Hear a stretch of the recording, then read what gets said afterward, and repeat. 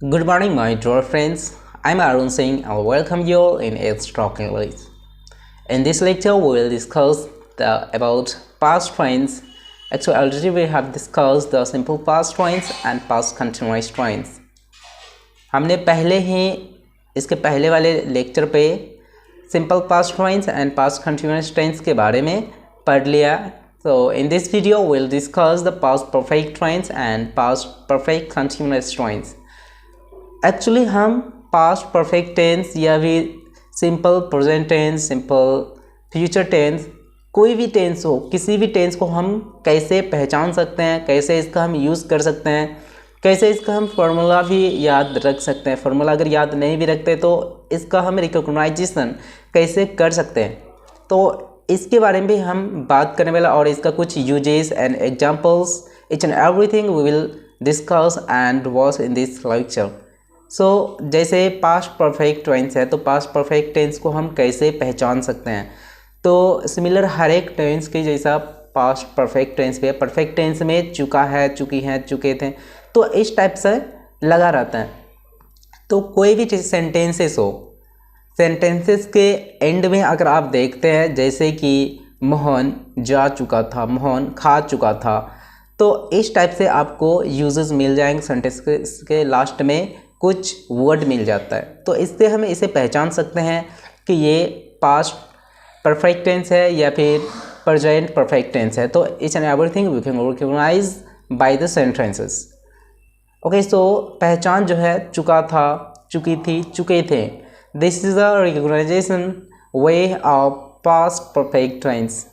तो past perfect tense को पहचानने का एक यही तरीका है. तो किसी भी टेंस को पहचानेंगे तो इसी तरीके से हम इसे पहचान सकते हैं. फार्मूला जो है ये भी दिया गया है. फार्मूला, ये formula subject plus had plus V3 plus object.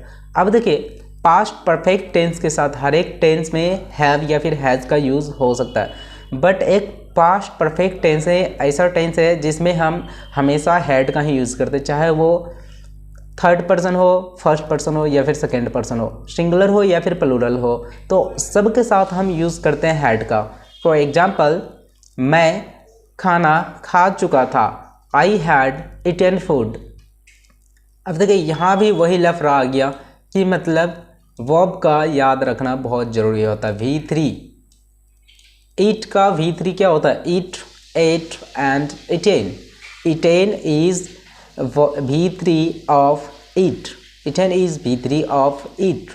मैं खाना खा चुका था, I had eaten food.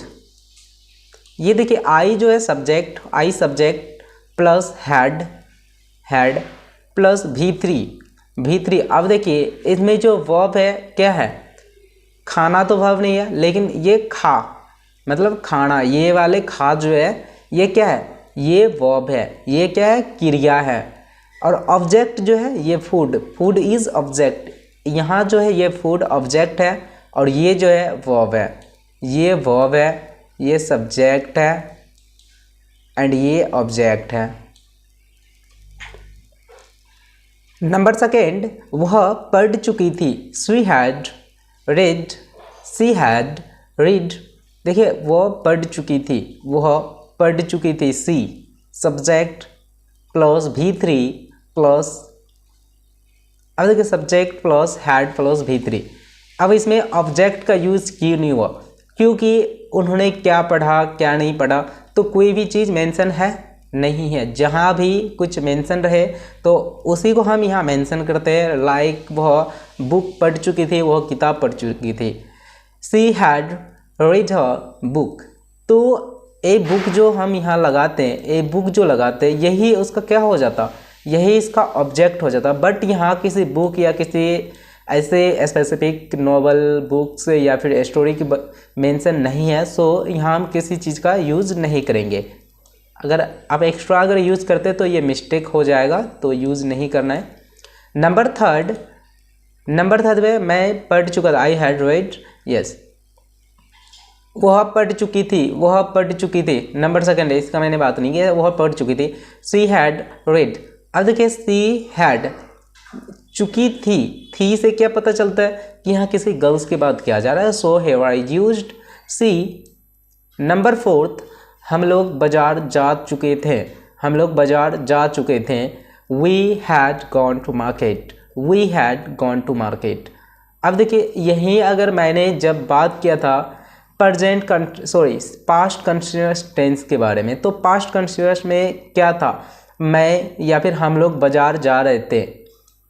We were going to market. Okay, going to मैं इसे लिख रहा हूँ, आप पहचान लेना। We were going to market, तो इस टाइप से था we were going to market। तो यहाँ भी सेम क्या है, we के जगह में we, सिर्फ was या फिर were के जगह में मैंने यूज़ किया had।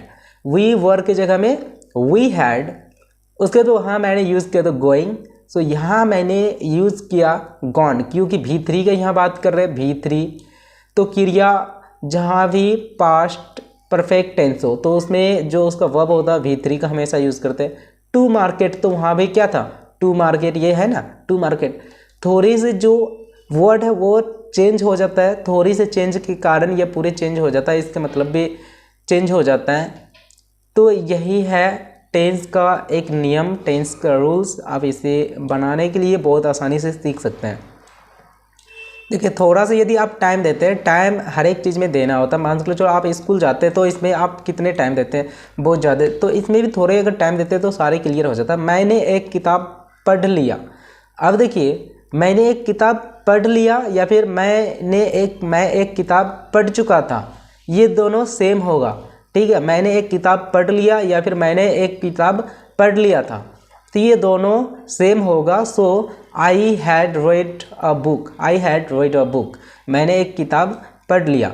नेक्स्ट, वह होमवर्क कर चुका था, वह होमवर्क कर चुका था।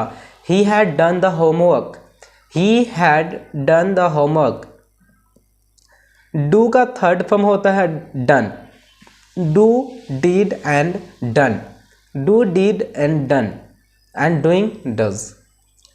मैंने, नंबर 7, मैंने कोई गलती नहीं की थी, आई हैड नॉट। अब देखिए जहाँ भी आपको नेगेटिव सेंटेंसेस मिल जाए तो हैड के बाद ही हम नॉट का यूज़ करते हैं। हैड के बाद, आफ्टर हैड के बाद हम नॉट, उसके बाद V3 प्लस ऑब्जेक्ट। इसका फॉर्मूला मैं लिखता हूँ, सब्जेक्ट प्लस नॉट, आप ये नोट कर लीजिए, not plus had, subject plus had, subject plus had plus not plus V3 plus object. एक बार मैं दोबारा रिपीट कर रहा हूँ, subject plus had plus V3 plus object. तो यहाँ subject I had not done any mistake, मैंने कोई गलती नहीं की या फिर नहीं की थी।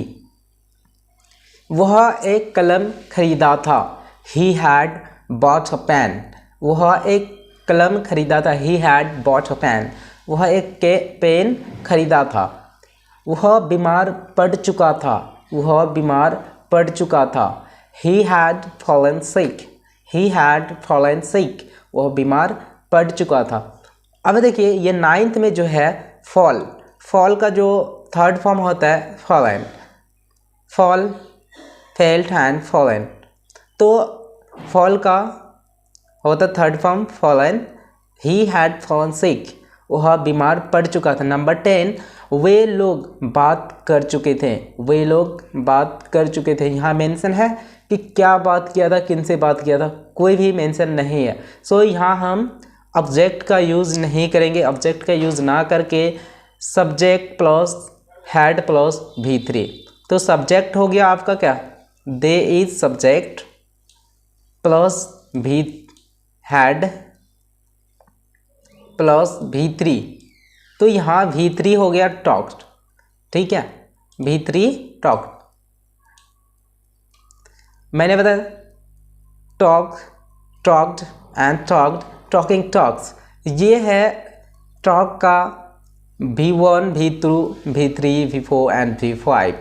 सो इसमें कभी कन्फ्यूजन आपको नहीं होना। यदि आपको वर्ब के बारे में पता नहीं है तो वर्ब का भी एक लेक्चर आने वाला है, उसे भी जाके आप चेक कीजिए, उसे देखिए और बुक से आप वो आपको याद भी कर सकते हैं, क्योंकि वो आपको याद करना बहुत ही ज़्यादा इम्पोर्टेंट होता है। तो इसके बाद हम लोग बात करेंगे past perfect continuous tense, but we will discuss the past perfect continuous tense in the next video.